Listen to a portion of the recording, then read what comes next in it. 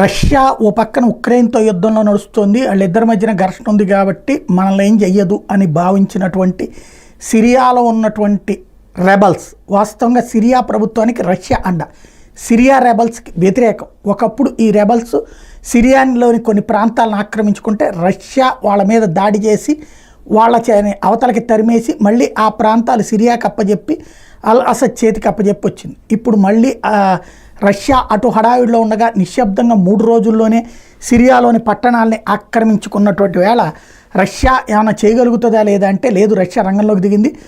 సిరియాలోని Hayat నగర్ Tahrir al Sham సంస్థ నేతృత్వంలో తిరుగుబాటుదారులు జోరు మీద ఉన్న నేపథ్యంలో అలెప్పో నగరాన్ని ఆక్రమించిన ఉత్సాహంతో హమా పట్టణం వైపు వాళ్ళు దూసుకెళ్తుంటే హమా చుట్టుపక్కల గ్రామాలు పలు పట్టణాలు స్వాధీనం చేసుకుంటున్నారు.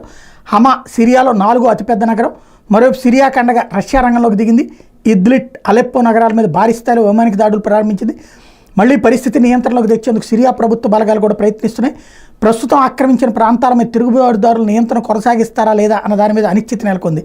ఎందుకంటే సిరియా అధ్యక్షుడు బషర్ అల్ అసద్ బలగాలకు ఆకాశ మార్గాల మీద నియంత్రణ ఉంది, వాయు మార్గంలో దాడులు చేసే సత్తా కూడా ఉంది. ఈ నేపథ్యంలో తిరుగుబాటుదారులు తాము ఆక్రమించిన ప్రాంతాలపై ఎంతకాలం పట్టు నిలుపుకుంటారన్నది కీలకం కాబోతుంది. ఉగ్రవాదులు వాళ్ళ మద్దతుదారులు ఎంతటి భారీ దాడులు చేసినా చివరికి వాళ్ళని ఓడించి తీరుతామని అసద్ హెచ్చరించారు. సిరియా ప్రాదేశిక సమగ్రత స్థిరత్వాన్ని కాపాడతానని ప్రతిజ్ఞ చేశారు. బుధవారం నుంచి జరుగుతున్న సిరియా అంతర్యుద్ధంలో 300 మందికి పైగా చనిపోయారన్నటువంటి తాజా లెక్క.